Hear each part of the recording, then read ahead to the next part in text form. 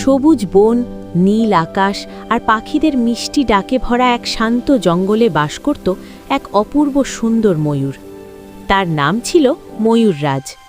তার লম্বা রঙিন ঝলমলে পেখম দেখে যে কেউ মুগ্ধ হয়ে যেত। সকালে সূর্যের আলো যখন তার পালকে পড়ত তখন মনে হতো যেন রংধনু মাটিতে নেমে এসেছে। ময়ূররাজ নিজের সৌন্দর্য নিয়ে খুব গর্ব করত। সে যখনই জঙ্গলের পুকুর পাড়ে যেত জলের মধ্যে নিজের প্রতিবিম্ব দেখে মুগ্ধ হয়ে বলতো, আহা, আমার মতো সুন্দর এই জঙ্গলে আর কেউ নেই।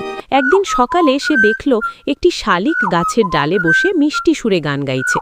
জঙ্গলের অনেক প্রাণী সেই গান শুনে আনন্দ পাচ্ছে, কিন্তু ময়ূররাজ ঠোঁট বাঁকিয়ে বলল, এই শালিক, তুই এত জোরে গান গাস কেন? নিজের চেহারাটা কখনো আয়নায় দেখেছিস? কালো ধূসর ছোট্ট একটা পাখি হয়ে এত গর্ব কিসের? শালিক মৃদু হেসে বলল, বন্ধু, আমি সুন্দর কিনা জানি না, তবে আমার গান শুনে যদি কারো মন ভালো হয় সেটাই আমার আনন্দ। কিন্তু ময়ূররাজ আরেক দিন সে দেখল কাক খাবার খুঁজে ছোট ছোট ছানাদের খাওয়াচ্ছে। ময়ূররাজ আবার বলল, উহ, এই কালো রং নিয়ে কেমন করে তুমি বনে ঘুরে বেড়াও? তোমাকে দেখলেই তো কারো মন খারাপ হয়ে যায়। কাক শান্ত গলায় বলল, রং দিয়ে সব বিচার হয় না বন্ধু। আমি কালো হলেও আমার ছানাদের ভালোবাসি, তাদের জন্য কষ্ট করি, এটাই আমার গর্ব। ময়ূররাজ তবু থামল না। সে টিয়া পাখিকে বলতো, তুমি শুধু মানুষের কথা নকল করো। দোয়েলকে বলতো, তুমি ছোট্ট বলে তোমাকে কেউ খেয়ালই করে না।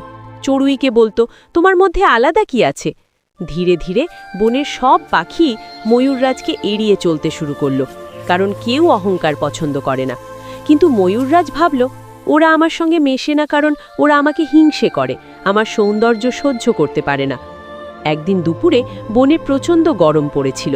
সব প্রাণী ছায়ায় আশ্রয় নিয়েছে। সেই সময় বনপথ দিয়ে এক বৃদ্ধ সারস হেঁটে যাচ্ছিল। তার গায়ে কোনো ঝলমলে রং নেই, তার ডাকও খুব মধুর নয়, কিন্তু তার চোখে ছিল শান্তি আর জ্ঞানের আলো। ময়ূররাজ তাকে দেখে আবার হাসল। এই বুড়ো সারস, তোমাকে দেখে তো মনে হয় বাতাসে উড়ে যাওয়ার আগেই ভেঙে পড়বে। তোমার মতো সাদামাটা পাখিকে দেখে কারো ভালো লাগে? সারস থামল। সে রাগ করল না, শুধু শান্তভাবে বলল, ময়ূররাজ, বাহ্যিক সৌন্দর্য খুব অল্প সময়ের জন্য মানুষকে মুগ্ধ করে, কিন্তু আসল মূল্য লুকিয়ে থাকে কাজ, ব্যবহার আর হৃদয়ের ভেতর। ময়ূররাজ জোরে হেসে উঠল, এসব জ্ঞানগর্ভ কথা আমাকে বলো না। আমি সুন্দর, এটাই সত্যি। সবাই আমাকে দেখেই মুগ্ধ হয়। এই জঙ্গলে আমিই সেরা। সারস কিছু না বলে ধীরে ধীরে চলে গেল। সেই রাতেই আকাশে কালো মেঘ জমল। বজ্রপাত শুরু হলো, দমকা হাওয়া বইতে লাগলো। কিছুক্ষণের মধ্যেই ভয়ঙ্কর ঝড় নেমে এলো জঙ্গলে। গাছের ডাল ভেঙে পড়ছে, পাতারা উড়ে যাচ্ছে, প্রাণীরা যে যার মতো আশ্রয় খুঁজছে। ময়ূররাজও ভয় পেয়ে গেল। সে তার বড় পেখম মেলে দৌড়াতে চাইল, কিন্তু বিপদ তখনই ঘটল। তার বিশাল ভারী সুন্দর পেখম ঝড়ের হাওয়ায় উল্টে পাল্টে তাকে আরও বিপদে ফেলতে লাগলো। সে দ্রুত উড়তেও পারছিল না, দৌড়াতেও পারছিল না। অন্যদিকে ছোট ছোট পাখিরা সহজেই গাছের গর্তে, ডালের ফাঁকে নিরাপদ জায়গায় আশ্রয় নিয়ে ফেলল।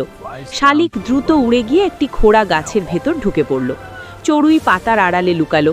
কাক তার ছানাদের ডানার নিচে নিয়ে নিরাপদ জায়গায় বসে রইল। ময়ূররাজ মরিয়া হয়ে এদিক ওদিক ছুটতে লাগলো। তার পেখম কাদায় মাখামাখি হয়ে গেল। বাতাসে পালক ছিঁড়ে উড়ে যেতে লাগলো। হঠাৎ একটি বড় ডাল তার সামনে পড়ে গেল। ভয়ে কাঁপতে কাঁপতে সে চিৎকার করল, বাঁচাও, কেউ আমাকে বাঁচাও! তার সেই অসহায় ডাক শুনে প্রথমে শালিক উকি দিল, তারপর কাক, চড়ুই, টিয়া সবাই একত্র হলো। যদিও ময়ূররাজ সবসময় তাদের অপমান করেছে, তবুও তারা তাকে বিপদে ফেলে রাখতে পারল না। বৃদ্ধ সারস বলল, চলো ওকে সাহায্য করি, বিপদে শত্রুকেও ফেলে রাখা উচিত নয়। সব পাখি মিলে তাকে একটি বড় গাছের গোড়ার নিরাপদ ফাঁকা জায়গায় নিয়ে গেল। ঝড় থামতে অনেক রাত হয়ে গেল। পরদিন সকালে সূর্য উঠল। বন ধীরে ধীরে আবার শান্ত হলো, কিন্তু ময়ূররাজের অবস্থা তখন খুব খারাপ। তার ঝলমলে পেখমের অনেক পালক ছিঁড়ে গেছে। কাদায় মাখা শরীর, ক্লান্ত চোখ আর মাথা নিচু করে সে বসে আছে। পুকুরের জলে নিজের প্রতিবিম্ব দেখে সে চমকে গেল। যে সৌন্দর্য নিয়ে সে এত অহংকার করত, ঝড়ে তার অনেকটাই নষ্ট হয়ে গেছে। তার চোখে জল এসে গেল। সে মনে মনে ভাবল, আমি কত ভুল করেছি। আমি শুধু নিজের রং আর পালক নিয়ে গর্ব করেছি, কিন্তু বিপদের সময় এগুলোর কোনো দামই লইল না। বরং যাদের আমি ছোট ভাবতাম তারাই আজ আমাকে বাঁচিয়েছে। কিছুক্ষণ পর শালিক ধীরে ধীরে তার কাছে এসে বলল, আজ কেমন আছো বন্ধু? ময়ূররাজ মাথা নিচু করে বলল, আমাকে বন্ধু বলে ডেকো না। আমি তোমাদের কখনো বন্ধু হিসেবে দেখিনি। আমি শুধু অপমান করেছি। আজ আমি বুঝতে পেরেছি সুন্দর পালক থাকলেই কেউ বড় হয় না। কাক এগিয়ে এসে বলল, ভুল বুঝতে পারাটাও বড় গুণ। চড়ুই বলল, যে নিজের ভুল স্বীকার করতে পারে সে বদলাতে পারে। শেষে বৃদ্ধ সারস তার সামনে এসে দাঁড়ালো। এখন কি বুঝতে পেরেছ ময়ূররাজ? ময়ূররাজ কাঁপা গলায় বলল, হ্যাঁ, আমি বুঝেছি। বাহ্যিক সৌন্দর্য ক্ষণিকের, কিন্তু নম্রতা, দয়া আর ভালো ব্যবহারই আসল সৌন্দর্য। আমি তোমাদের সবার কাছে ক্ষমা চাইছি। আমাকে ক্ষমা করো। সব পাখি একে অপরের দিকে তাকালো। তারপর শালিক মিষ্টি হেসে বলল, ক্ষমা চাইলেই মন হালকা হয়। আমরা তোমাকে ক্ষমা করলাম। সেই দিনের পর থেকে ময়ূররাজ আর আগের মতো রইল না। সে আর নিজের রূপ নিয়ে অহংকার করত না, বরং সকালে পুকুর পাড়ে গিয়ে নিজের প্রতিবিম্ব দেখলে বলতো, সৌন্দর্য বাইরে নয়, সৌন্দর্য ভেতরে। এখন সে ছোট পাখিদের সঙ্গে মিষ্টি করে কথা বলতো, কারো গান শুনে প্রশংসা করত, কারো কষ্ট দেখলে সাহায্য করত। শালিক গান গাইলে সে মন দিয়ে শুনত। কাক তার ছানাদের খাওয়ালে সে খাবার জোগাড়ে সাহায্য করত। চড়ুইয়ের বাসা ভেঙে গেলে সে গাছের নিচে পাহারা দিত। ধীরে ধীরে বনের সব প্রাণী আবার তাকে ভালোবাসতে শুরু করল। কিন্তু এবার তার জন্য নয়, তার পালকের রঙের কারণে, বরং তার বদলানো মন আর সুন্দর ব্যবহারের জন্য। বৃদ্ধ সারস একদিন আকাশের দিকে তাকিয়ে বলল, যে নিজের ভুল থেকে শিক্ষা নেয় সেই সত্যিকারের সুন্দর। ময়ূররাজ মাথা নত করে হাসল। তার মনে তখন আর অহংকার নেই, আছে শুধু কৃতজ্ঞতা। আর সেই জঙ্গল যেন নতুন করে শিখল, চেহারার সৌন্দর্য চোখে ধরা পড়ে, কিন্তু হৃদয়ের সৌন্দর্য সবার মনে জায়গা করে নেয়।